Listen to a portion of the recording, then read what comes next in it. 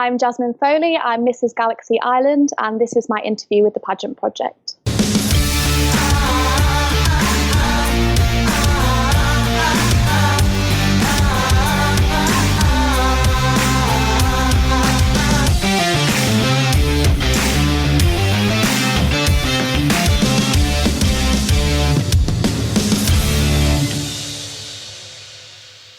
It's Adrian from the Pageant project. As you can tell, it is an evening here, and I have with me Mrs. Galaxy Island, Jasmine Foley. Jasmine, welcome to the show. Hi, thank you. Thank you for having me. Jasmine, let's start with where you actually are at the moment. So I'm just at home. I live in Lincoln in England, which is like East Midlands area. Sounds good. Not many people here know where it is when I tell them, so I don't expect you to know where that is. I've been to the UK several times, but my knowledge of geography here is bad enough, so it sounds nice. What's the weather like? I've been getting daily updates on UK weather. It's looking okay. It's a bit cloudy. It was quite sunny at points yesterday, so I'm hoping the sun's going to come out, but no rain as of yet, which is good. Right. That's a first. Guys, if you have any questions for Jasmine, I think most of you know the drill by now. Leave them in the comments below, and I will certainly pass them on. In fact, let's go to the comments now, Jasmine, just to start. You've had Natalie Pav say, "Go Jasmine," with 3 love hearts. Jessica Marie Logan has said, "Good luck, beautiful," and she's given you 2 crown emojis. Alan Flintham has said, "Good luck, Jasmine," with 2 X's. Pat Flintham has said, "You can do it, Jasmine," with 2 hearts. Jessica Barclay is saying it's raining in London. That doesn't surprise me. Hello, Jess.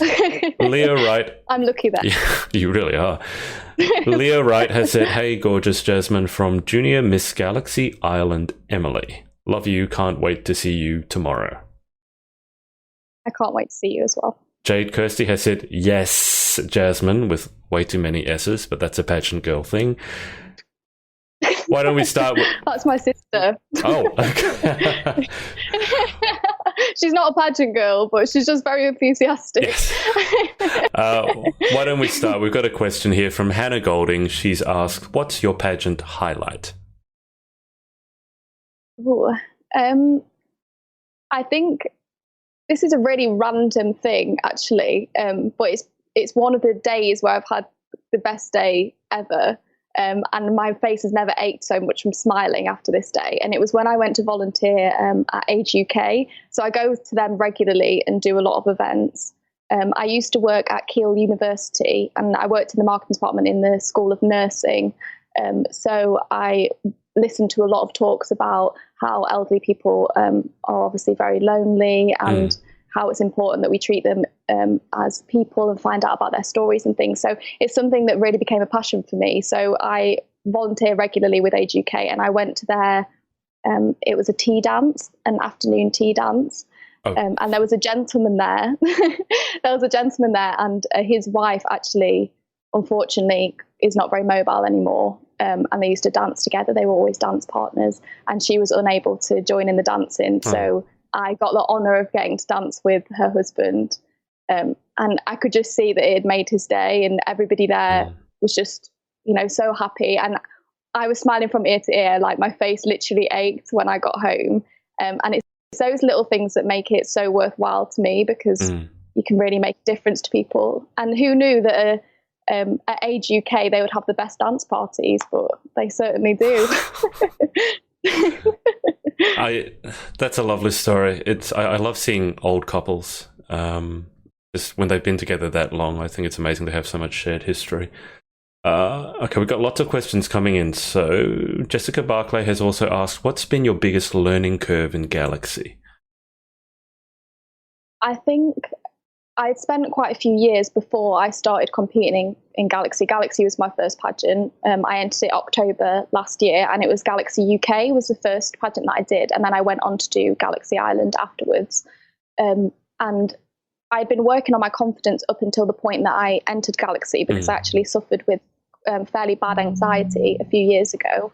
So in order to kind of get myself out of the place I was in at the time, I did a lot of work on myself. a lot around mindfulness and just improving my confidence and everything that comes with that. So for me, entering the pageant was kind of the icing on the cake of building all that confidence in myself to be able to go and do something that I'd looked at doing for years, and I'd kind of been in awe of pageantry, but I'd never had the confidence to enter. So being able to then enter and go through that journey was really important. But little did I know that I would end up learning so much more about confidence on the journey. I thought I'd kind of hit my peak before I entered pageants. Of how confident I could be in who I am as a person. But I think throughout pageantry, I've learned that I think when I first started, I learned a lot about pageantry. I threw myself in at the deep end. Literally, I did coaching. I read Beauty, Truth and Grace, the book. I listened to podcasts every day. I watched YouTube videos. I really did everything I could to learn about pageants. So I think when I competed in the UK, I was almost concentrating too much on doing the things that I thought I needed to do to succeed in pageants, that I was focusing on what I'd been taught and not maybe letting go as much and kind of being myself fully.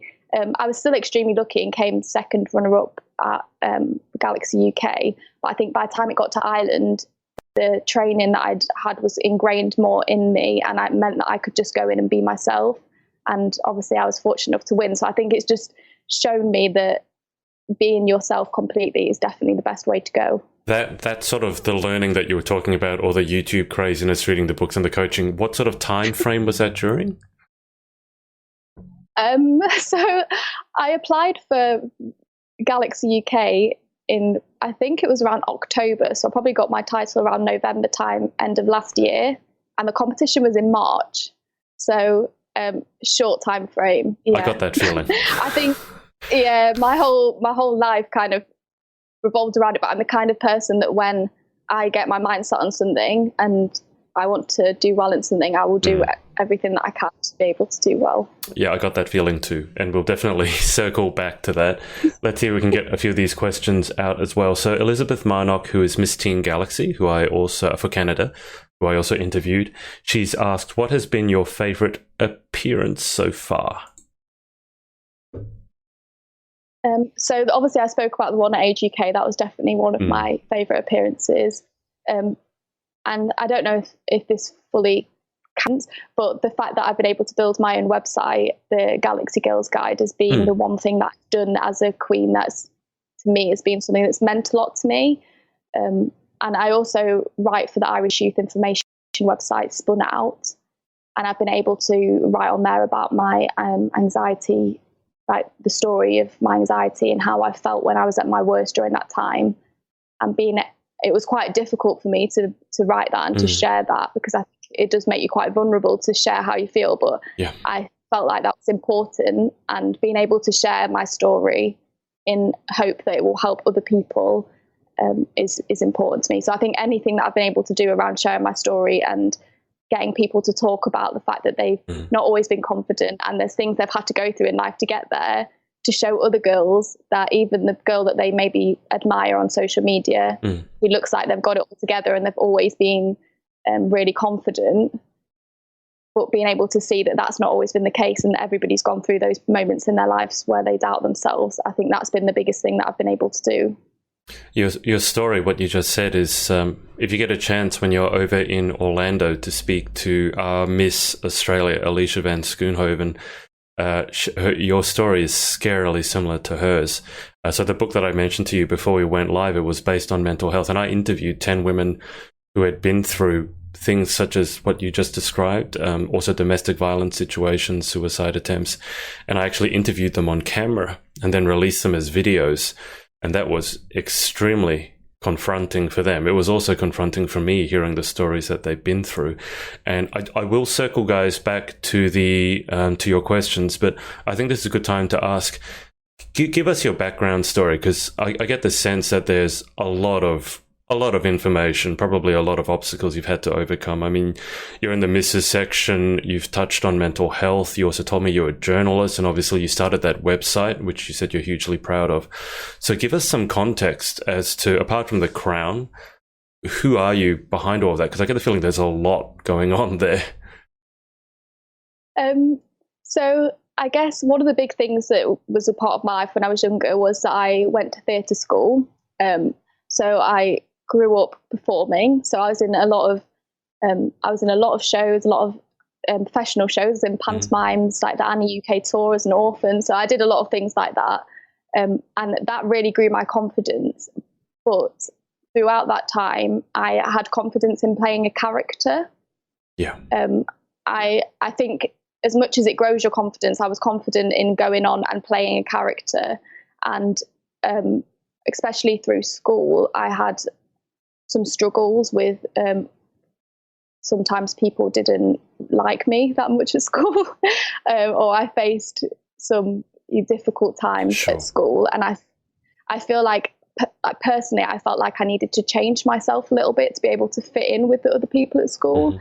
And I think as much as I had what I would call outer confidence, which I go into schools and I talk to young girls about this, just to make them aware of the fact that they may have a friend that sounds and looks like they're the most confident person at the school.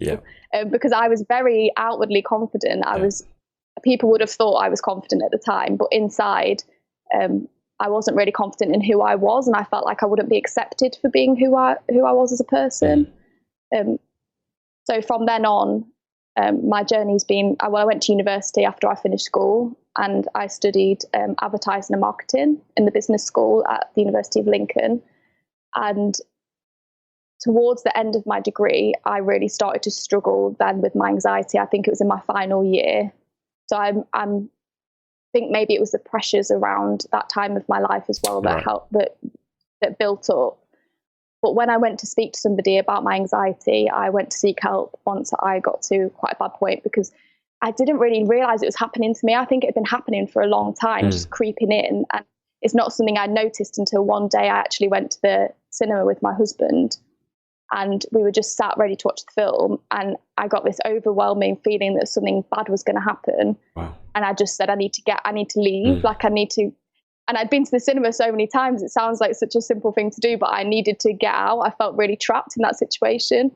And that's when I decided that it was time that I went to talk to somebody and find out what was going on and why I was feeling that way.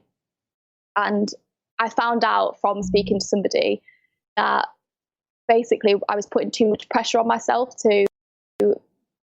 I think I'd always had so much pressure to try and be perfect, to fit in with people, that I felt like I had to control every situation. And over time, that had progressed and got worse. And I felt like I needed to always be in control to make sure that everything was okay and that I was coming across well in that situation, and that I needed to let go of that control and not worry so much about the situation I was in and who I was trying to be.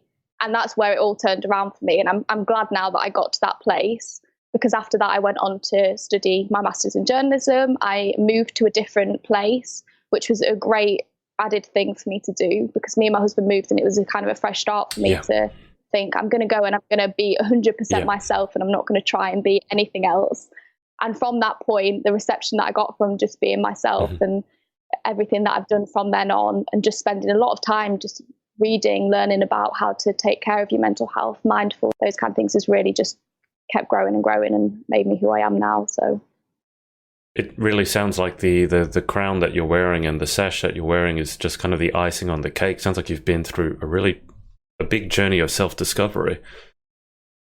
Yeah, 100%. I think for me, this is definitely just something at the end of the journey that's been just a blessing to be able to now do this. And that's why, as long as during this journey I can help somebody else out of that situation and be that relatable person that they can listen to or come to speak to, that is what matters to me. So in terms of the Galaxy International pageant, if you were fortunate enough to take out the title, what would be your plans to do with it, with your platform?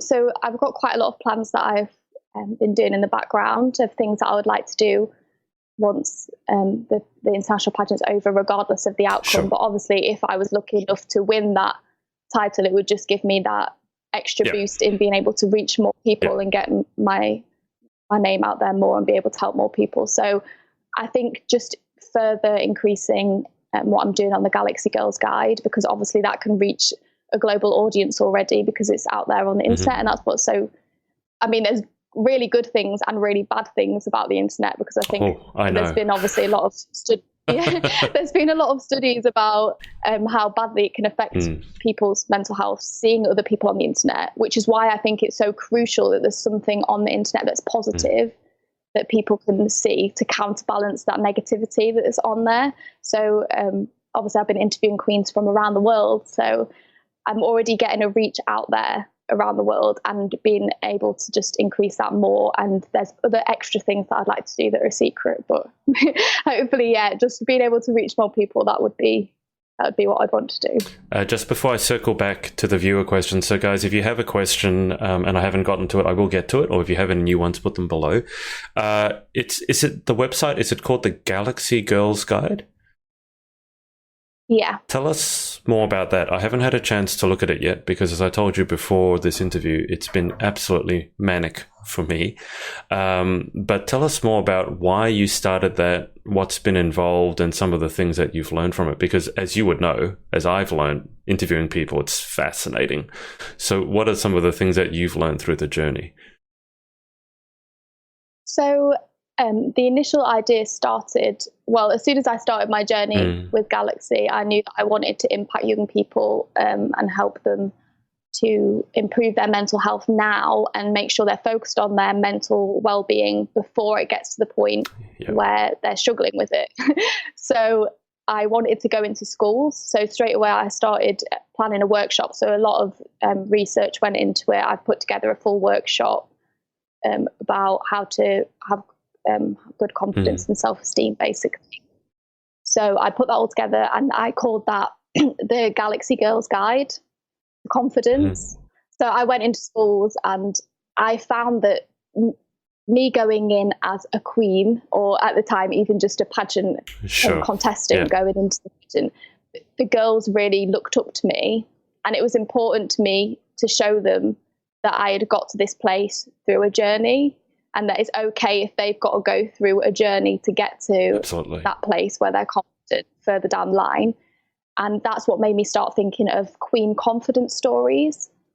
So once I became Mrs. Galaxy Ireland, because I'm based in England, but I still will go over to Ireland for appearances, I wanted to make sure I was still reaching the youths of Ireland all of the time, which is why I started writing for the Irish Youth Information website Spun Out as well, because they have like over 140,000 active readers a month. Wow. So I knew that I would be able to reach Irish youths in that way.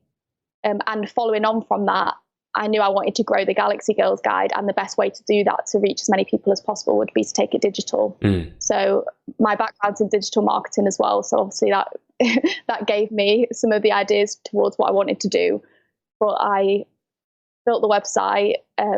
It's just a WordPress site, and you can go on there and there's Queen Confidence stories are the initial things that I focused, because I found that was the thing that impacted the girls the most. Yeah. Because they saw me as this thing to aspire to, and that's great, but I wanted them to know that that's not necessarily been the case, and I've had to go through something to get there. So I wanted to show that every single queen around the world has had something that they've worked through to get to that point. So being able to hear loads of people's different stories, like you said, it's fascinating hearing what people have been through, and being able to speak to these different women and look at their stories and publish it on the website has been really interesting for me, and also hopefully going to help a lot of people.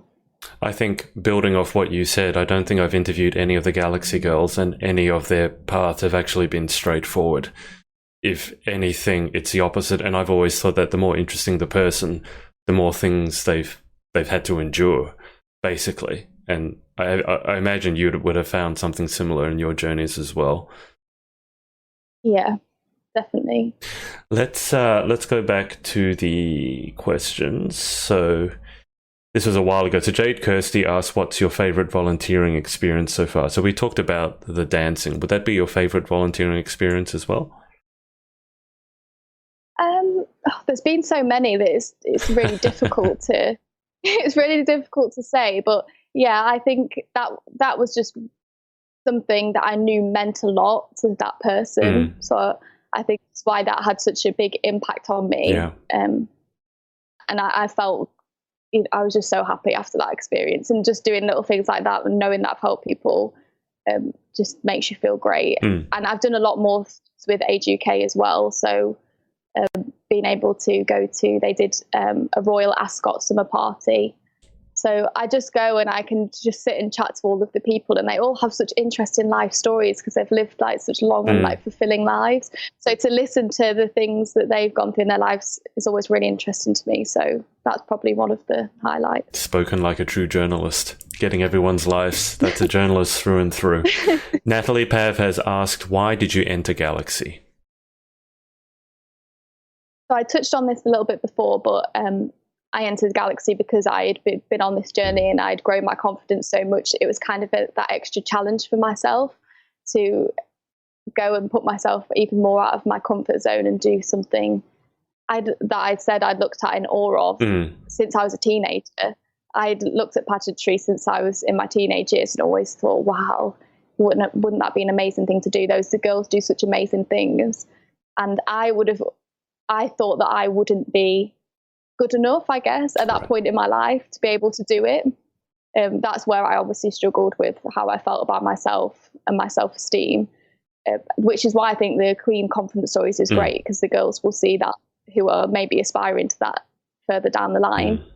So, yeah, I think just being at that point in my life, I came across Misha Grimes on YouTube. I don't know if you've seen any of her YouTube videos. Yes. She was Miss Teen Galaxy. She won the international title, and I stumbled across one of her vlogs where she was actually at the international competition, and I watched some of that and I just thought, wow, like, wouldn't that be an amazing experience? And when I entered, I never thought that I would actually be going that'll be you. to the international competition.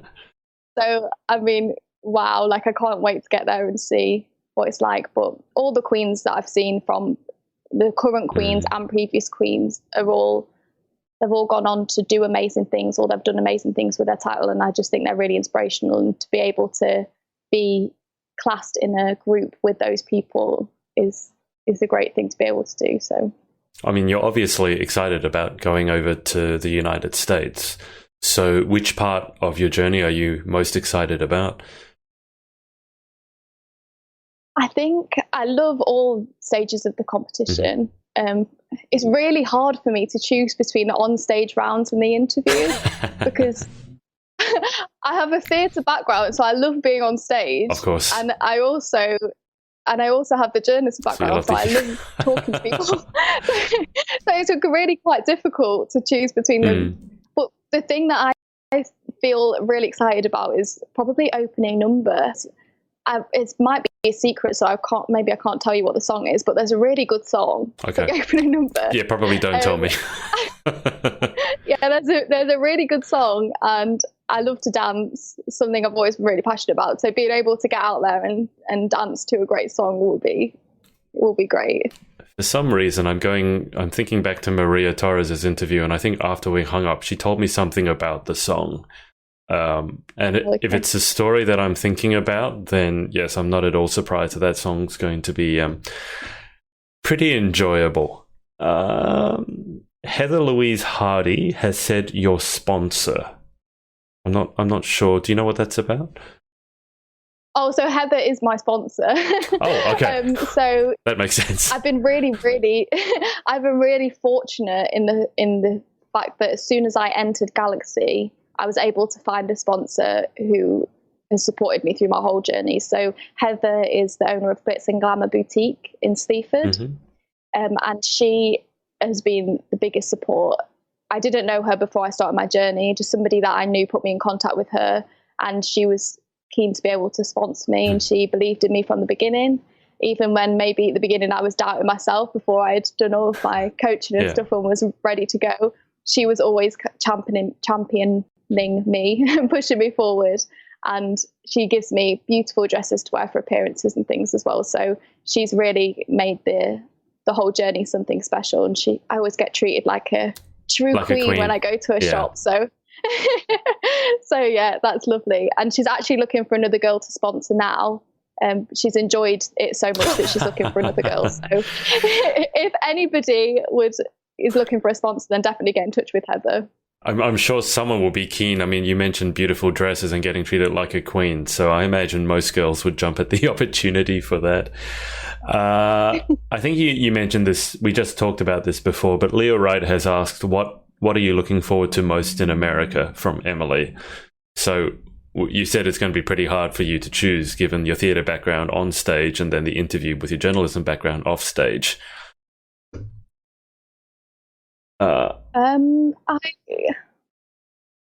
I probably say, it's so difficult. It's okay. Say, aside from the competition, probably spending time with all the other queens. I mean, at what point in your life are you going to be around so many women that are doing amazing things and have got inspiring stories? So being able to just meet everyone and spend time with everyone, probably. Just in terms of, because you are representing Ireland, because it seems to be a recurring theme at the moment with all my Galaxy interviews, we're talking about food.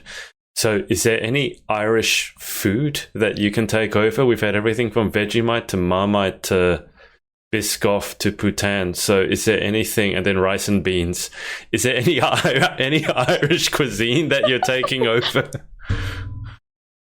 No, I'm not taking food, actually. I have got a gift that I'm taking over to give people a bit of the look of the Irish, but it's not food-based. Okay. I haven't gone for a food, probably mainly because I'm a very, very fussy eater. Right. And I'm a bit nervous about all this food that...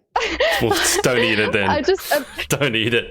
Are they going to make me sample it in front of them? Because well, God forbid that you do that with Vegemite then, because you might spit it back in somebody's face.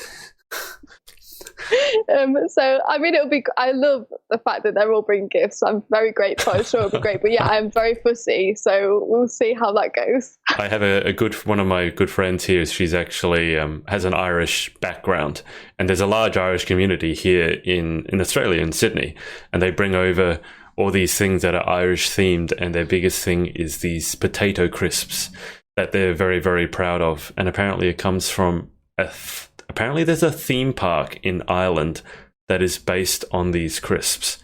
It's a fun park based on potato chips. Oh, okay. Well, I don't know about this place, so I mean, I'm gonna have to find it and go there now, definitely. But that's how big a deal it is. They've got a theme park based on potatoes and potato chips. So that's. But yeah, if you're a fussy eater, maybe don't sample the cuisine in front of anyone, just in case you need to get rid of it. Yeah. Do it privately in my room. Preferably next to a sink or a toilet, I would say. Jessica Barclay has said life's a climb, but the view's amazing. And Leah Wright has said Emily will do it for Heather. So does that mean Emily's going to get sponsored by Heather, or I'm not sure. I guess so. Yeah, just give Heather a message. I'm sure you can have a chat and see what you can do. When are you heading over, Jasmine? So I leave this afternoon to go to a hotel near Gatwick Airport and then fly tomorrow morning. And how long a flight is it for yourself? I think it's around 9 hours. Nice and short. So not too bad. No, it's really not. I went to New York last year for my honeymoon and that was around 7 hours and that was fine. So I can get through another 2 hours. I'll just have to watch one more film. I don't think anyone has the right to complain about how long the travel is when you compare it to the poor Australian girls. Some of them have to travel over 24 hours to get there. So they are actually probably... I keep seeing them. They're probably in the middle of the air at the moment. So I hope they're traveling well. I keep seeing them at different airports. I saw them yesterday at the first airport, and then I've seen them at another airport this morning with an extra queen. So I think they're picking people up along the way, which is quite nice. So for those of you who don't know, Australia is the same physical size basically as the United States. 3 of our 4 queens come from Perth, which is on the west coast. They flew over to Sydney, which is where I am. It's basically coast to coast of the United States. And that's about a 6-hour flight to pick up Tiana, our teen, who I also interviewed. So that's already 6 hours. And you've got a layover, call it 2 or 3 hours. So you're up to 9 hours. Then the flight from here to the US is probably about 20 hours. So from door to door for the three of the queens from Perth, it's going to be over 24 hours. So you'll be able to recognize the Australian queens because they will be zombies. They'll probably be really excited because they're so tired, but they will also be complete zombies and jet lagged. I definitely can't complain then when I'm on my journey. Oh, No. I can't complain if that's what they've got to do. Just think of the poor Australians. Leah Wright has said she would love to. So it sounds like you've managed to find your sponsor, another girl who would like to be sponsored. So we've done a service. We've helped one person tonight. That's great. And Jade Kirsty has said you volunteered at the Belfast Marathon. Would you ever run it? I'm assuming that means run the marathon as in run in the marathon, not actually organize the marathon. I have to say, no. I definitely wouldn't, because I was on a water station when I volunteered. So I mean, it was great being able to cheer the people on, and they were in need of water when they came past the water station. Some of them just threw it over their heads because we were towards the end of the course. Right. So by this point, people were exhausted and they needed that push of someone cheering them on. And they needed the water. So it was an amazing experience to be able to be there and to be able to cheer the people on. But seeing how some of them were struggling to move their feet along the floor, I don't think after seeing that it was something that I would really want to put myself through. I would do a shorter run, definitely. Probably not a marathon. That's fair enough. I'm in agreement with you there. All right, guys, I'm about to take Jasmine through the final 10 questions. If you have any more questions for her, put them in the comments. But Jasmine, just in terms of social details so people can follow your journey, I've got at Mrs. Galaxy Island. Obviously, that's your Instagram handle. And I've tagged your Facebook page as well. Are those the two best platforms to get you on? Yeah, definitely. I put some posts out on different pageant groups to say to people if they ever need anything, no matter what it is, to just send me a message or just approach me at events. So people are more than welcome to just pop into my inbox and say hello to me at any point, and I'll be happy to speak to them. So perfect. Okay. Final 10 questions. And I mentioned to you, Jasmine, but I didn't mention to the audience that Jasmine's actually interview number 50 for the Pageant project. So we've reached half a century in just over a year. It's been a long journey. So let's finish it with a bang, Jasmine. Number 1, what is your favorite word?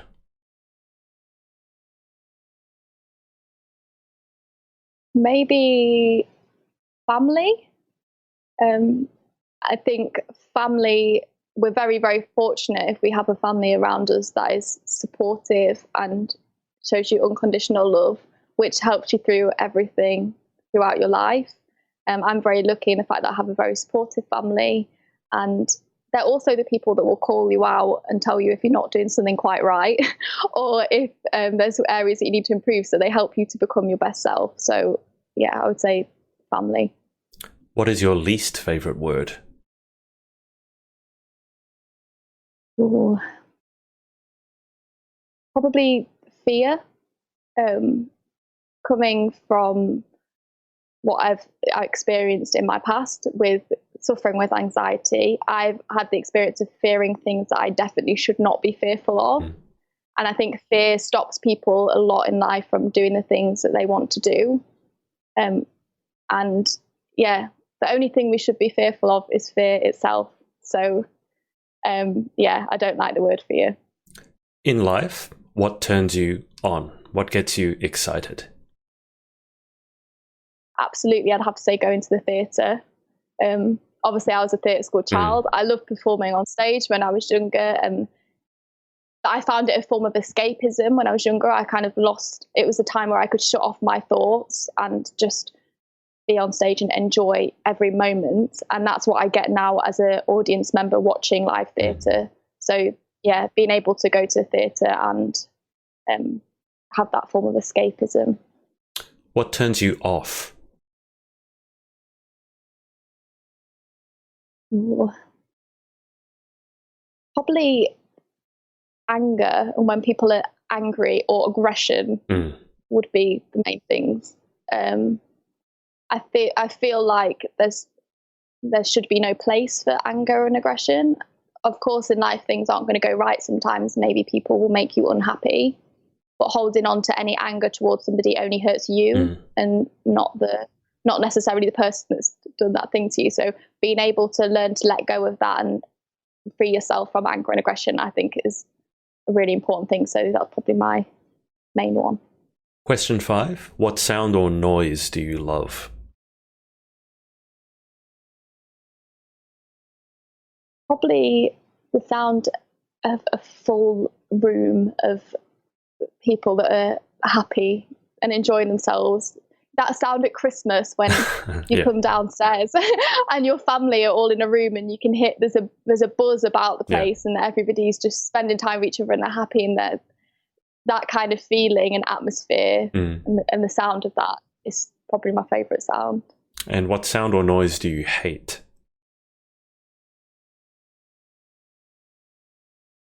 Probably just when people are like negative, or maybe hearing somebody talk about somebody else in a negative way.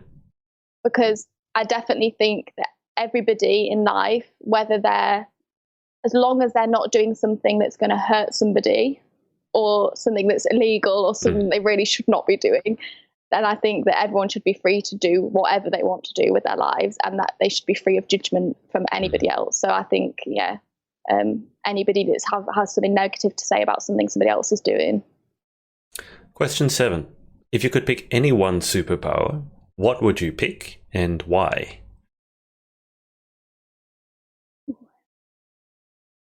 Is there a power where you can create multiple versions of yourself, like step into a machine and be duplicated? Yes, it's called cloning. Human cloning. That's the one.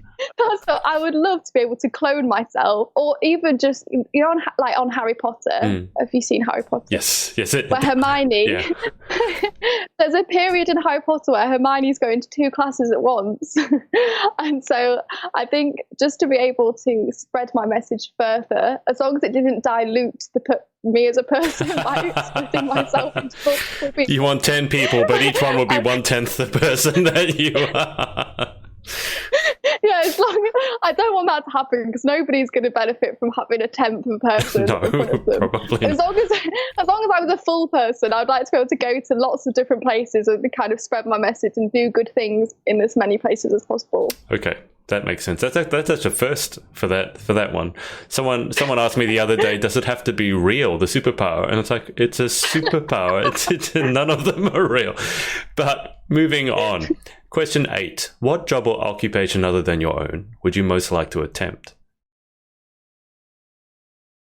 I probably have 2. So when I left sixth forms, like college, I had the choice to go to university, to go to a business school, or to go to performing arts school. Obviously, I chose the university route, but if I could do something else as well and experience it for a day, I would love to perform on like the West End or Broadway or something. I think that would be an amazing experience. And then my second one is I would love to be a university lecturer, and that's something that I'm focusing on doing at the moment further in my career. So I'm going to be working on a project at the university that I start when I come back from America. So I'm going to be the digital project lead on a mental health project at the University of Lincoln. Wow. So that's been a massive thing for me, because I've been able to line up my career with the passions that I found from my last nearly a year now in pageantry. I've been able to align all of that and go into doing a job that is going to benefit people with their mental health. And it's also a step up in my career, because I'm going to have a team now of people that I'll be in charge of. So that's a great opportunity. But after I finish that project, I'd love to do my PhD and then become a university lecturer, because I just love the fact that I'll be able to enrich people's lives. Perfect. Question 9. What job or occupation other than your own would you definitely not like to attempt? Ooh. So I get spooked fairly easily. So I don't know where this is going. I think maybe like a nighttime security guard or something.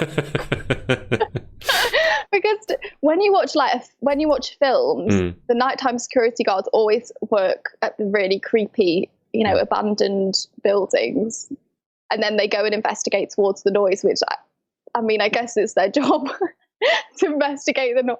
But when you're watching the film, you're like, what are you doing? Run. So basically, you don't want to be an expendable security guard, is what you're saying, because they're always the one that get killed first. Yes, exactly. Especially not a security guard in a horror film, I guess. Yeah. Yep. No, I agree with that. Okay, final question. If heaven exists, what would you like to hear God say when you arrive at the pearly gates? I guess I'll just want him to say, everybody that's touched my life is there and they're waiting for me, and that they've been watching, and that I've grabbed every opportunity that I can in life and worked my hardest for it, and that they're all proud, I guess. Yeah, that'd be a lovely way to go out. I'm just going to... Okay, so we have Jade Kirsty has written Queen... Inspirational, keep doing amazing things. Oh, sisterly support. I said I had a supportive family. Okay. Jasmine, just before we wrap up, is there anyone that you would like to give thanks to or give a shout out to, not just for your pageantry journey, but obviously the journey that you've been through over the past few years? I guess, first of all, it would be my husband. So I've been with him since I was 17 years old. So we've really grown up together. I would say I was obviously a young adult when I met him, and now I've definitely grown into the woman that I am now. And if it wasn't for him, I don't think I would be the person I am today, because he helps me to get out of my comfort zone, because I know that he'll always be there to catch me and support me if I need him. So I think he's been a huge help for me. And then my family as well. My mum's coming to America with me. And she loves it, because my mum's a bit of a busybody, right. So she loves running around. I think she tries to find things to do for me, to run around and do. So she's always there doing things. So she'll be a huge support. And also my dad and my sister are always there. And then Glitz and Glamour Boutique, Heather, for sponsoring me throughout the whole journey and just supporting me. And then really just every single person that's messaged me with one, even just saying that they think that I'm doing an amazing job or anything like that, they probably don't realise how much that matters to me. Yeah. But when somebody does that, it really does mean a lot. So yeah, anybody that's just been there and supported me through my pageant journey and beforehand, just thank you to them. Oh, perfect. Jasmine, I'm going to keep you on the line for just a second longer, but I'm going to let the audience go. Thank all of them for watching. And thank you, Jasmine, for your time, and best of luck over in the United States. Thank you. Thanks for having me. My pleasure. And guys, that is probably the end. Well, it's the end of the Crazy Galaxy weekend. I do have one or two more interviews coming up next week. But thank you all for tuning in, and we will speak to you next time. Hey, it's Adrian. Thanks so much for listening to our podcast. Make sure to subscribe to get details of our new episodes as they drop, and connect with us on social at The Pageant Project. Speak to you next.